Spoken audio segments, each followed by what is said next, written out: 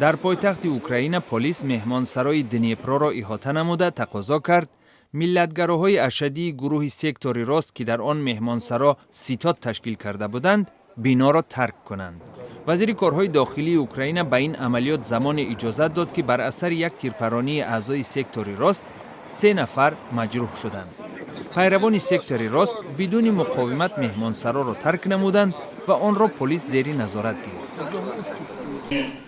در شهر خوجند نشستی وزیران مدافعه کشورهای عضو سازمان همکاری‌های شانگهای برپا شد.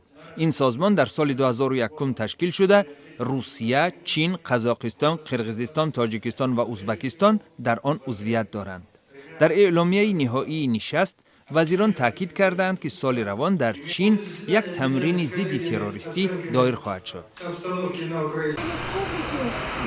در شهر اوفای جمهوری باشقرتستان روسیه تخمیناً 1000 نفر به نشان پشتیبانی از انضمام کریم به روسیه گردهمایی تشکیل کردند. آنها پرچم‌های روسیه و شعارهای ضد اوکراینی بالا برداشته نیست باد فاشیسم زمزمه می‌کردند. در کشور بوسنیا و هرزگوین گروه کارگران مؤسسه دفاعی در سمت سرایو یک راهپیمایی 80 کیلومتره تشکیل کردند. آنها در مؤسسه دفاعی ویتس که به دولت متعلق است ایفای وظیفه می‌کنند. کارگران در یک پارک کنار بینای حکومتی فدراسیون مسلمانان خروات‌ها در شهر سرایو اعتراض خود را ادامه داده طلب کردند که حکومت معاش و دیگر امتیازهای اجتماعی و بهداشتی آنها را فراهم آورد. در افغانستان کمیسیون مرکزی انتخابات 2 داوطلب کرسی پرزیدنتی را به خاطر عمل خلاف قانون انتخابات جریمه کرد.